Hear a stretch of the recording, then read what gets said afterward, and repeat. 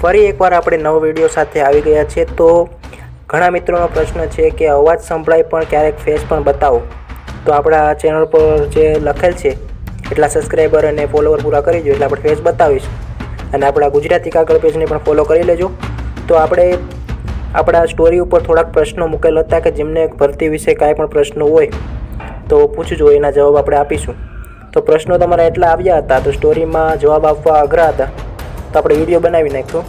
45 જેટલા પ્રશ્નો તમે પૂછ્યા હતા તો વારાફરતી પ્રશ્નો લેશું। સબસ્ક્રાઈબ કરી નોટિફિકેશન ઓલ રાખજો। ઓકે, તો ચાલુ કરીએ। તો પહેલો પ્રશ્ન છે ફિઝિકલ તો નવેમ્બરમાં આવશે પણ લેખિત ક્યારે આવશે પ્લીઝ કહો। તો લેખિત આપણે હમણાં ટ્વીટ આવ્યું હતું એક કે જેમાં PSIનું આવી જશે નવેમ્બર ડિસેમ્બર સુધીમાં, લેખિત એક્ઝામ જાન્યુઆરીમાં આવશે, ત્યાં સુધી નવેમ્બર ડિસેમ્બરમાં દોડ આવી જશે અને કોન્સ્ટેબલની આવશે જાન્યુઆરી ફેબ્રુઆરીમાં લેખિત એક્ઝામ। અને તમારે પાર્ટ 1માં 32 લાવવા પહેલાં ફરજિયાત છે, તો તમારે પાર્ટ 2 ચેક થશે। સર જે આપણે બિન હથિયારી કોન્સ્ટેબલની એક્ઝામ ક્યારે હશે તો એ જાન્યુઆરી ફેબ્રુઆરીમાં લેખિત, નવેમ્બરના એન્ડ સુધીમાં આવી જશે શારીરિક। હવે કોન્સ્ટેબલની તૈયારી 4 મહિનામાં કરવી હોય તો ડેઇલી કેટલું વાંચવું પડે? તો 8 થી 9 કલાક તો મિનિમમ તમે વાંચી લો ત્યારે તમારું નામ મેરિટમાં ફાઇનલ આવી જાય। 7 થી 8 કલાક તમારે ફરજિયાત વાંચવાનું। ખાલી વિડીયો યુટ્યુબમાં જોઈ અને વાંચી તો ચાલે? હા, તો ખાલી વિડીયો તમે યુટ્યુબમાં જોવો તો આવતા વર્ષે ફરી ફોર્મ ભરી દેવાનું, એમ તો પાસ ન થવાય ભાઈ, બુક્સ વાંચવી પડે સિલેબસ પ્રમાણે। એવું નથી ને કે જેને ગઈ વખતે કોન્સ્ટેબલમાં ફોર્મ ભર્યું હતું પણ આ વખતે રહી ગયા હોય, ના એવું નથી, આ વખતે પણ ફોર્મ ભરવાના જ છે। કોડીનાર તાલુકો કયા ડિસ્ટ્રિક્ટમાં આવેલો છે તો ગીર સોમનાથમાં। સર પોલીસમાં લાગ્યા પછી પોલીસ સ્ટેશન મળ્યા બાદ યુટી કેવી રીતે મળે? તો તમે પોલીસમાં લાગો, તમારી જિલ્લા મેરિટ પ્રમાણે નક્કી થાય, જે જિલ્લામાં આવે તે તમારે જિલ્લામાં મેડિકલ આપવાનું અને એ જિલ્લામાં તમારે ગ્રામ્ય વિસ્તારમાં કે સિટી વાઇઝ તમારે ત્યાં નોકરી કરવા જવાની।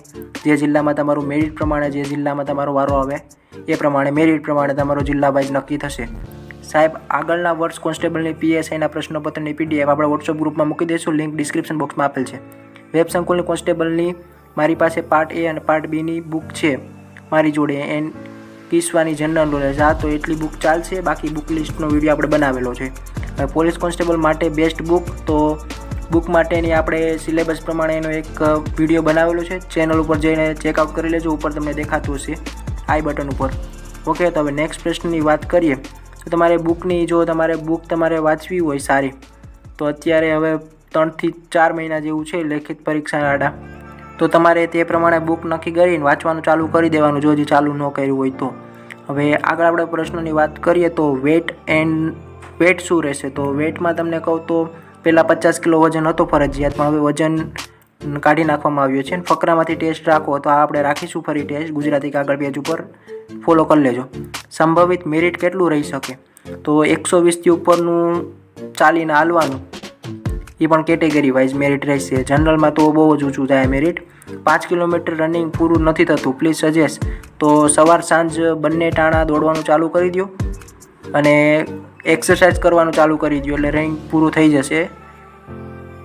એક વારને બદલે 2 વાર ચાલુ કરો દિવસના। 5 કિલોમીટર રનિંગ કરતાં પૂરું નહીં થતું। હવે ગુજરાત પોલીસ કોન્સ્ટેબલમાં અધર 12 ફેલ બોર્ડ ક્યારથી આવશે? અધરમાં તમે જો 12 જે દિલ્હીના અને બીજા હોય જે બોર્ડ પાસ કર્યું હોય એ લોકોનું ખબર નથી મને, પણ આપણે અહીંયા લાગે GSHEB Gujarat secondary and higher education secondary board. Okay, હવે મારી પાસે GPSC પાસ કરવા માટે 3 વર્ષનો સમય છે, પરંતુ મને કંઈ ખબર નથી કેવી રીતે કરવું। તો એમાં તમારે GPSC તમારે જો અત્યારે કોલેજના 3 વર્ષ તમે કહેતા હશે કે એટલો સમય છે તમારી પાસે GPSCની તૈયારી માટે, તો સૌથી પહેલાં તમે GPSCનું સિલેબસ જુઓ, એ પ્રમાણે પાછલા વર્ષના પેપરો જુઓ અને પછી તૈયારી ચાલુ કરી દો બુક ગોતીને, એટલે એ તમારી તૈયારી થઈ જશે ટાઈમ ટેબલ બનાવીને ડિસિપ્લિનમાં।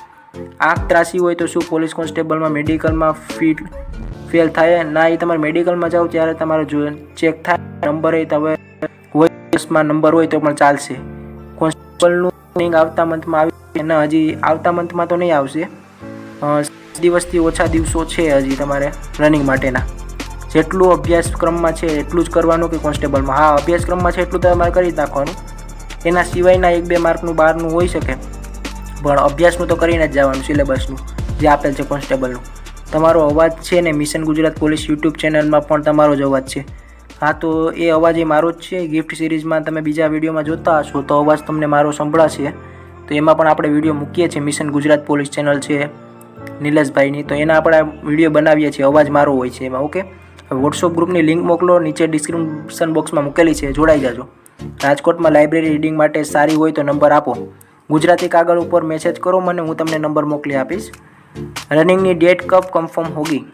તો રનિંગ માટેની ડેટ તમને કહું તો હજી તો વાર છે. નવરાત્રિ પૂરી થશે એટલે તરત ડેટ આવી જશે. પછી તમારે સંમતિ પત્રક આવશે અને કોલ લેટર ડાઉનલોડ થવાના ચાલુ થશે. એટલે હજી તો વાર છે, 50થી ઉપર દિવસની વાર છે. હજી તો 60 દિવસ આજુબાજુ રનિંગની વાર છે. રનિંગ માટે ડાયટ પ્લાન તો તમારે પલાળેલા ચણા, મગ અને કેળા ફ્રૂટ ખાવાના, અને તળેલું તીખું ખાવાનું બંધ, અને લીલી શાકભાજી ખાવાની. એવી રીતે તમે આંખોની તંદુરસ્તી માટે, એટલે તમે નંબરમાંથી પણ ન જાઓ. હવે બીજું છે ભાઈ, આપણે જે જીકે કરંટ કરીએ છીએ ટોપિક સરખો જ રહે છે, મીન્સ એમાંથી પણ ક્વેશ્ચન હશે. તો જીકે કરંટમાં તમે જો અત્યારે કરંટમાં આવતા હોય જે ઓલિમ્પિકના હતા અને એવા બધી તમારે કરતા રહેવાના. આઈસીના કરંટ અફેર છે મેગેઝિન, વાંચતું રહેવાનું, એમાંથી કરંટ હશે. કારણ કે કરંટને જીકે તો તમે જેટલું કરો એટલું ઓછું છે. હવે સંમતિપત્ર ક્યારે ભરાશે? સંમતિપત્રમાં એવું છે કે જ્યારે પરીક્ષા આવશે, આપણે શારીરિક કસોટી 1 અઠવાડિયા પહેલાં કોલ લેટર કાઢવાનું આવશે. તે પહેલાં સંમતિપત્ર તમારે ભરવાના, પછી કોલ લેટર તમારે ભરવાના રહેશે. તેમાં તમારે સંમતિપત્રનો કોડ નાખવાનો છે અને જન્મ તારીખ નાખવાની છે. પછી તમારું ફોર્મ કન્ફર્મ થશે અને તમારું કોલ લેટર ડાઉનલોડ થઈ જશે. સંમતિપત્રક ભરવું ફરજિયાત છે. એની નોટિફિકેશન આપણે આપશું, એટલે ચેનલ સબસ્ક્રાઈબ કરી નોટિફિકેશન ઓન રાખજો.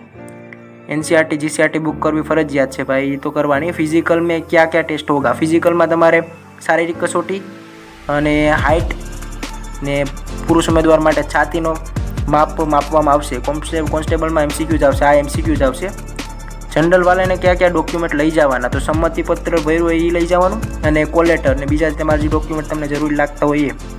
વાંચેલું યાદ નથી રહેતું, એના વિશે આપણે વિડીયો આવશે પ્રોપર. હવે રનિંગ ક્યારે આવશે કોન્સ્ટેબલનું? તો રનિંગ તમને કહું કે હજી વાર છે, એટલે દોડવાનું ચાલુ રાખજો.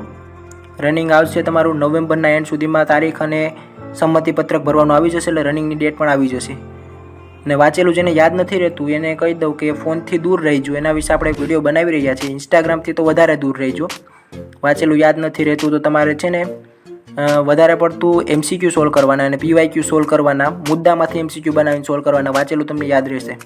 હવે રનિંગ ક્યારે હશે? તો રનિંગની વાત કહું તો તમને હજી રનિંગની ઘણી વાર છે, એટલે દોડવાનું તો ચાલુ જ રાખજો. રનિંગનું હવે નવેમ્બર સુધીમાં આવી જશે. મેં એપ્રિલ મંથમાં કોન્સ્ટેબલમાં 3 વાર અરજી કરેલ હતી.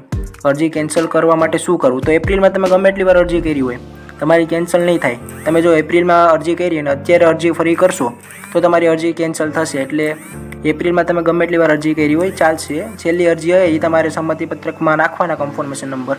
એટલે છેલ્લી જે અરજી કરી હશે એ તમારે માન્ય ગણાશે. બાકીની 2 જે અરજી હતી એ કેન્સલ થઈ જશે ઓટોમેટિક. કંઈ સમજાતું નથી પડતી કરિયરમાં શું કરવું? તો એના વિશે પણ આપણે વિડીયો આવશે યુટ્યુબ ચેનલ ઉપર.